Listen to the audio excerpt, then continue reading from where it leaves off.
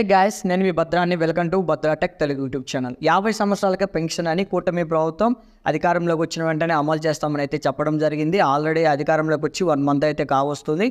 ఇప్పుడు 50 సంవత్సరాలకే పెన్షన్ అనేది ఎప్పుడు స్టార్ట్ అవుతుంది, ఎలా అప్లై చేసుకోవాలి, కావాల్సిన డాక్యుమెంట్స్ ఏంటి, అసలు మనం ఎలిజిబిలిటీలో ఉన్నామా లేదా, దానికి సంబంధించిన అర్హతలు ఏంటి ఒకసారి మనం అయితే చూద్దాం.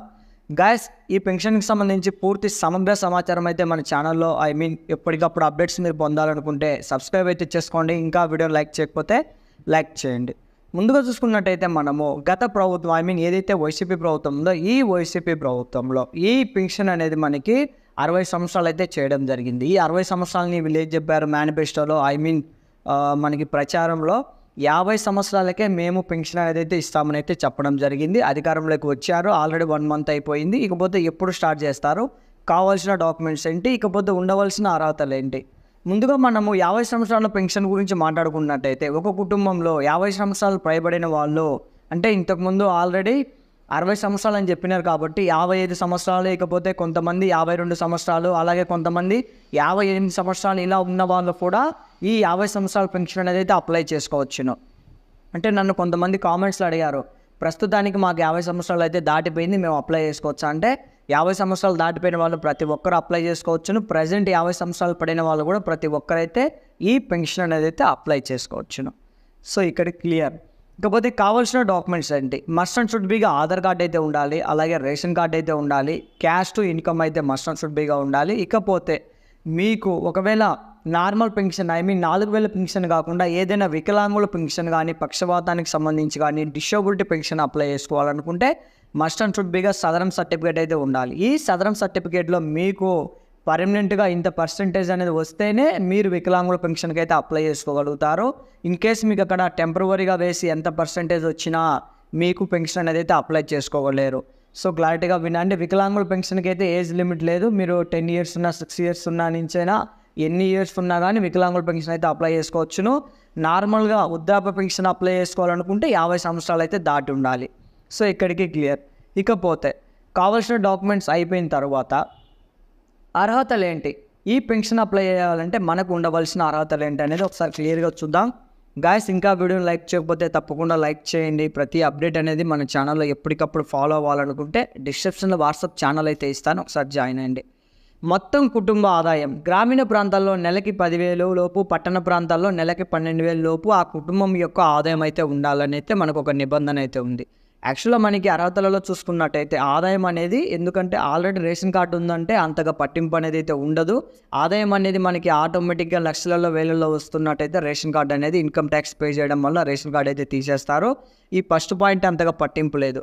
రెండో పాయింట్ వచ్చేసి మొత్తం కుటుంబానికి కల భూమి. సో ఇక్కడ చాలామంది ఒక డౌట్ పడుతున్నారు.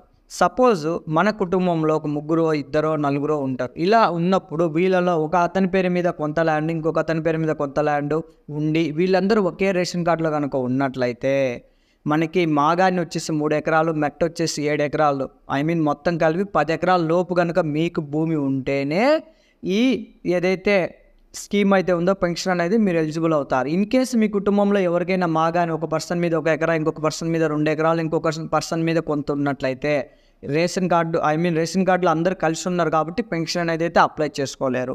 ఇకపోతే ప్రభుత్వ ఉద్యోగి లేదా పెన్షన్దారులు, ఇది వరకే మీ కుటుంబంలో ఎవరైనా రిటైర్డ్ పెన్షన్స్ ఏవైనా గవర్నమెంట్ జాబ్స్కి సంబంధించి ఏవైనా ఉంటే మీరు అప్లై చేసుకోలేరు.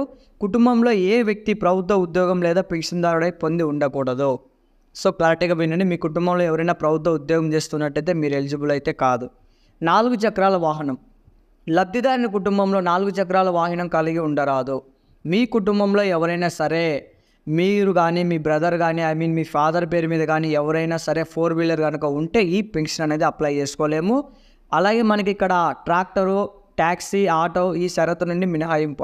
ట్రాక్టర్ ఉన్న, ఆటో ఉన్న, ట్యాక్సీ ఉన్నా కానీ మీరు పెన్షన్కి అప్లై చేసుకోవచ్చు. ఇవి కాకుండా 4 వీలర్ కారు ఇలా ఏవైనా ఉంటే అప్లై చేసుకోలేరు. విద్యుత్ వినియోగం, గడిచిన 12 నెలల కుటుంబ విద్యుత్ వినియోగం నెలకి సరాసరి 300 యూనిట్లు మించి రాకూడదు. సో ఇప్పుడు మీ కుటుంబంలో మీ పేరు మీద ఒక మీటర్ ఉన్నట్లయితే ఈ మీటర్ ఒక సంవత్సరం పరిధిలో ఏదో ఒక నెల 300 యూనిట్లు కనుక దాటి ఉన్నట్లయితే ఖచ్చితంగా మీరు ఇనెలిజిబుల్ అవుతారు. ఎందుకంటే ఇప్పుడు కామన్గా ప్రతి ఇంట్లో ఏసీ అయితే ఉంది. చాలామందికి అయితే ఒకరి పేరు మీద 2-3 మీటర్లు ఉంటాయి. ఇలా 2-3 మీటర్లు ఇలా ఏసీలు ఇలా ఉన్నప్పుడు 300 యూనిట్ల కన్నా ఎక్కువ వచ్చినట్టయితే మనము ఇనెలిజిబుల్ అయితే అవుతాము. సో ఇకపోతే మెయిన్గా ఆదాయపు పన్ను. ఆదాయపు పన్ను చెల్లిస్తున్నవారు, ఆదాయపు పన్ను అంటే ఏం లేదు ఫ్రెండ్స్, ఇన్కమ్ ట్యాక్స్. మీకు ఏదైనా సరే శాలరీ ఏదైనా జాబ్ చేస్తూ ఎక్కువ ట్యాక్స్ అనేది పే చేసినా, కొంతమంది వాళ్ళకి సంబంధం లేకుండానే ఏదైనా మన ఇల్లు పెట్టి లోన్ తెచ్చుకుంటారు 10 లక్షలు. ఇలా తెచ్చుకునేటప్పుడు ఆటోమేటిక్గా వాళ్ళు 10 లక్షలకి ట్యాక్స్ అనేది పే చేస్తారు. ఇలా ట్యాక్స్ అనేది పే చేయడం ద్వారా వాళ్ళ పేరు మీద ఐటీ రిటర్న్స్, ఇన్కమ్ ట్యాక్స్ అనేది పే చేస్తారు. ఇలా పే చేయడం వల్ల ఇనెలిజిబుల్ అయితే అవుతారు.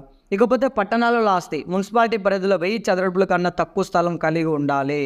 సో మీరు కానీ మీకు సంబంధించిన పర్సన్స్ ఎవరైనా సరే మున్సిపాలిటీ ఏరియా పరిధిలో 1000 చదరపుల కన్నా ఎక్కువ విస్తీర్ణం గల స్థలమో ఇల్లు కనుక ఉన్నట్లయితే మీరు పెన్షన్కి అనేది అప్లై చేసుకోలేరు. ఇది ఓన్లీ పట్టణ ప్రాంతాల్లోకి మాత్రమే వస్తుంది, విలేజెస్లో అయితే రాదు. ఎందుకంటే విలేజెస్లో ఒక్కొక్కరి ఇల్లు చాలా వెడల్పు ఉంటుంది, ముందు పక్క చాలా ఎక్కువ స్థలము కాంపౌండ్ అలా ఉంటుంది. సో ఇది ఓన్లీ మనకి 1000 చదరపు అడుగులు అనేది మున్సిపాలిటీ పరిధిలోనే, విలేజెస్ పరిధిలో అయితే రాదు. సో ఈ పాయింట్స్లో నేను చెప్పిన వాటి అన్నింటిలో కల్లా మీరు ఎలిజిబుల్ అయితేనే పెన్షన్ అనేది అయితే అప్లై చేసుకోవచ్చును. ఇకపోతే ఇప్పటి వరకు వచ్చిన తాజా సమాచారం ప్రకారం 50 సంవత్సరాల పెన్షన్ అనేది ఇంకా ఎటువంటి జియో కానీ ఏ రోజు మనకి వెబ్సైట్ అప్డేట్ చేస్తామనేది చెప్పలేదు. ప్రస్తుతం దీని గురించి పునరాలోచనలు అయితే ఉన్నారు. ఎందుకంటే 50 సంవత్సరాలకే పెన్షన్ అన్నప్పుడు ప్రతి కుటుంబంలో ఒకరు కానీ ఇద్దరు కానీ ఎలిజిబుల్ అయితే అవుతారు. ఇలా ఎలిజిబుల్ అయిన వెంటనే వీళ్ళకి పెన్షన్ అనేది అయితే అప్లై ఇవ్వాలి. సో అది ఏంటి దాని గురించి మార్గదర్శకాలు అయితే త్వరలో రిలీజ్ అవబోతున్నాయి. యాక్చువల్గా గవర్నమెంట్ నుంచి వచ్చిన సమాచారం ప్రకారం ఆగస్టు ఎండింగ్లో కానీ నెక్స్ట్ మంత్ సెప్టెంబర్ 1స్ట్లో కానీ మనకి పెన్షన్ కనుక ఓపెన్ చేసేదానికి అయితే అవకాశం అయితే ఉంది. సో ఇది అప్డేట్. దీని గురించి ఏదైనా మరింత సమాచారం మీరు ఎప్పటికప్పుడు పొందాలనుకుంటే డిస్క్రిప్షన్లో వాట్సాప్ ఛానల్ అయితే ఇస్తాను. ఆ ఛానల్లో జాయిన్ అవ్వండి. గవర్నమెంట్ నుంచి వచ్చిన ప్రతి అప్డేట్ అనేది మీరు తెలుసుకోండి. వీడియోని ఇంకా లైక్ చేయకపోతే లైక్ చేయండి, సబ్స్క్రైబ్ అయితే చేసుకోండి. జై హింద్.